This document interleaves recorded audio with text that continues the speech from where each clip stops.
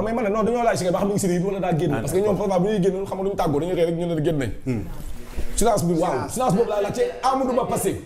du génn mu dem a def plateau wala mu jéem a expliquer mu leeral te nga moom moo nekkoon mandataire li nga xamante ne mooy Diomaye président du jéem a wax tuuti sax ce qui s'est passé au moins ñu xam en tout cas kan moo ko mandaté coow li bari na Sénégalais bi citoyen bi bëgg am na droit à l'information Bamba très bien ki ne di moom et silence rajo boobu aussi Bamba jërëjëf Cheikh Tidiane Boye ñun ñëpp ñoo ngi daanu ci piège Pastef ci li ma yaakaar Pastef fexe na ba kenn waxatu réew mi Pastef la ñuy waxtaane Kader loolu ngay bañ a dëgg xam na parce que yow da nga gëm crise am na da nga gëm même bu crise amee itam Pastef fexe na ba créer na un autre problème à côté du grand problème pour que ñuy waxtaanee seen parti. le grand problème Jomaay mooy Sonko Sonko mooy Jomaay ku jóge ci Sonko dem ci Jomaay yaa ngi dëgg ci Sonko nga jëm ku jóge ci Jomaay jëm ci Sonko ci Jomaay nga jëm xaw ma ndax dégg ngeen wax ci. Si tu quittes chez toi pour venir chez moi. tu viens chez moi loolu kese la maanaam coalition bàyyi ma bare am na ko ko waxoon Guinée Bissau. c'était en Guinée tamit. loolu mooy dëgg. attendez loolu mooy dëgg. ah ku jóge ci Jomaay dem ci Sonko ci Sonko ngay dellu. Guinée Bissau. ku xoolal déggul leen de ku jóge ci Jomaay dem ci Sonko. ci Sonko nga jëm ku jóge ci Sonko jëm ci Jomaay ngay dellu. non waa quand tu quittes chez moi tu viens chez toi. si tu quittes chez toi tu viens chez moi et tu chez moi. mais lii mooy évidence coalition wu Jomaay mooy coalition Sonko coalition wu Pastef mooy coalition wu Jomaay y a pas de différence c'est le peuple que l'on trompe ils ne se diviseront pas ils savent que Sonko chute libre la nekk en termes de crédibilité en termes de puissance politique parce que c'est le seul homme qui nous a promis le 16 de Dieu moom kese moo toog ci Sénégal ne dinaa leen andil photo yi yàlla ngi tegal leen ko benn tokk ndox waddul boobu ba léegi ci Sénégal fii waxuma la nag photo yu yàlla c'est Sonko qui nous a promis tout dans ce pays-là il nous a promis les montagnes et le secret des montagnes ba tey deful dara tous lan la fi def France mais lan la Pastef def qu'est-ce que ce régime-là a réalisé de visible que ça soit sur le plan infrastructurel wala mu nekk sur le plan politique social politique gu yërmande lan la fi nguur gi def et le seul responsable qui devra rendre compte c'est Ousmane Sonko d'abord ensuite on crée un soi-disant de conflit mais on veut nous présenter un Bassirou Diomaye Faye comme un messie comme quelqu'un de bon quelqu'un que l'on aime mais Bassirou tool bi moom lañ ko dénk Fatima mu am ñax bu bon moo am responsabilité buddi ko sànni ba tey defu ko te ñax maa ngi gën a màgg rek si léegi cybercriminalité nga tudd léegi non ne way nee na ils vont surveiller la page ñiy saaga président de la République premier ministre Ousmane Sonko waxul fii le président Bassirou Diomaye Faye amul autorité. bu ko kenn waxoon nga xam. ah bu ko kenn waxoon yaa ngi prison ñu autosaisir procureur autosaisir nee na tu as offensé article 80 Bassirou Diomaye Faye toogu fi non Guy Marius Sagna ne notre président de la République il n'est pas légitime ana procureur ana cyber ana keneen quand ça vient des autres c'est un crime quand ça vient de l'intérieur de Pastef on laisse passer te Bassirou Diomaye Faye lépp lu dal réew mi lui aussi il est responsable kenn mënu ko ci génnee c'est ça la vérité. mais sauf que. bàyyi ma pare rek Kader da nga wax une heure de temps kenn daggu la jàpp muñal ma wax muñ nag mu yombul ah na muñ ma wax attendez donc Pastef di jouer avec le peuple sénégalais les acteurs politiques tombent dans ce jeu il faut leur imposer le débat économique par force dinañu wax ci économie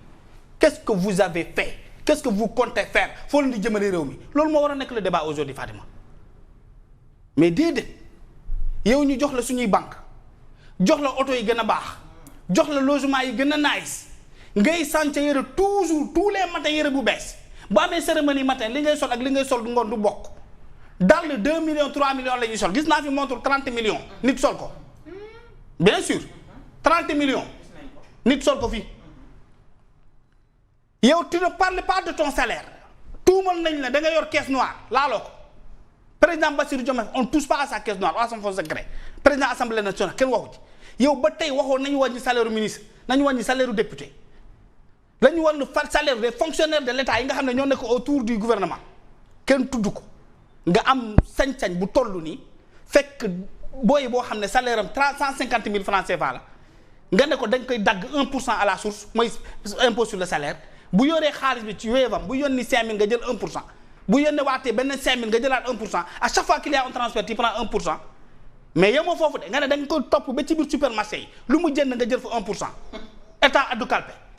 léegi tout ça ces urgences par rapport à un peuple suffoqué fatigué épuisé sonn yow amoo dara looy waxtaanee lu dul coalition Diomaye ak coalition président Ousmane Sonko c'est ça le débat et les acteurs politiques tombent dans le jeu oui Bassirou Diomaye Faye mu ngi fippu ban fippu la Bassirou Diomaye Faye fippuwul il est en train de tout encaisser waxul dara lu ñu wax démb Madiambal wax ko ci réew mu normal Madiambal wax ko démb bu dee c'est une tentative de coup d'état mais on doit sévir voilà Madiambal lu mu wax démb tudd général tudd le président de la République ne y a un dossier remis à des RG des renseignements généraux de ce pays tudd nit boo xam ne mu ngi fi ba tey dara xewul dégguñu dara ci réew mi ñun ñu am devoir xam li xew on a le devoir de connaître est-ce qu'il y a eu quelqu'un qui a eu l'audace de tenter d'attenter la vie du président de la République ou son mandat dañ ko war a xam c'est ça la vérité du colère du frustration mais il faut dire les mots avec la tonalité qu'il faut parce que dëkk bi ñun ñoo ko moom ñoom moomuñu ko dañu leen ko dénk c'est un mandat dafa am délai app ñoo leen ko jox bu ñu demee ba sonn nag parce que dans un état c'est un contrat social moom la Rousseau wax chaque prince doit assumer le poids de ses choix même si elles sont impopulaires mais loolu ñoom ñëpp lire nañu livre boobu noonu le prince voilà léegi ñuy waxtaanee way président am na ku ko jéem a def dara réew mi ne tekk tekkaara on va nous présenter un président qui est en train de parler de réconciliation président am na ku wax ne y a quelqu'un qui voulait te régler ton compte d'une autre manière voilà mais on l'a dit ensuite ñu bëgg ñu nëppi loolu ñu bëgg ñu diversifier xam nga nañu wax dëgg réew mi il faut qu'on refasse une minute là il faut qu'on ait le courage il y a pas un sujet tabou dans un pays dans une république même les sujets les plus brûlants il faut en parler il faut en parler maintenant avec la manière Fatima laisse-moi terminer il y a pas de sujet tabou avec la manière oui je suis d'accord mais il y a de ces tabous qui détruisent des pays kenn amul responsabilité bàyyi réew mu mabba mais on le dit c'est le président et puis personne n'ose en parler quoi ñuy fexe di def ni y a quelqu'un qui a l'audace de dire que way nañu fexe ba waa ji bokkaat en 2029 kooku moom fu mu dëkk xanaa nekkul ci xanaa il ne défend plus les droits humains le mandat présidentiel c'est un droit acquis il faut le protéger ba mu jeex et quand tu es condamné dans un pays on respecte ce que requiert cette condamnation là mais kenn na naan fee moom défenseur des droits humains nee na il faut que ñu violer loolu yëpp ñu fexe ba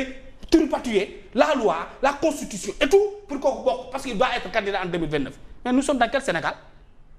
nous sommes dans quel pays bon Dieu il faut que ñu waxante dëgg ci loolu. Très bien merci beaucoup oui may ma loolu juste pour yokkal ko tuuti fekk si ko ci li mu wax Sonko mooy Diomaye Diomaye mooy Sonko et vraiment loolu man maa ngi koy gëm ba tey xam nga lu tax. voilà Madiambal Diagne li mu wax dafa maanaam du lu ndaw waxul lu ndaw Madiambal dafa wax lu rëy il s'agit de la République wax na ko waxaat ko wax na ko RFM répété waat ko démb ba si entretien bi mu doon am mu nekk loo xamante ne c'est extrêmement grave est-ce que tey bu fekkoon ni que le président Diomaye ne s'est pas senti moom menacé est-ce que jafe-jafe yi am seen diggante est-ce que dina am est-ce que su boobaa peut-être est-ce que du jël c'est juste une question est-ce que du jël république bi teg ko ne ak les intérêts préserver amitié ak Sonko moom mi nga xamante ne moom la ñëpp wax ne moo ko teg ci fauteuil bi mu nekk ni jamono ji donc ñun tamit waruñu nangu comme li Kandé wax ñu ñuy tànnal lan la ñu war a waxtaanee ak lan la ñu warul waxtaanee parce que tamit bu ñu fàttee ne dans un état normal ñu wax fi wax bu rëy nii. wax bu rëyee nii lii Madiambal Diagne wax normalement ba mu joxee dossier boobu le ministre des forces armées mu tegu ci table président réaction à chaud moo waroon am parce que c'est gravissime. C'est gravissime si c'est avéré et nous Sénégalais lambda ñun on a besoin de savoir parce qu'il s'agit de notre République le Sénégal. Actuellement nous sommes laissés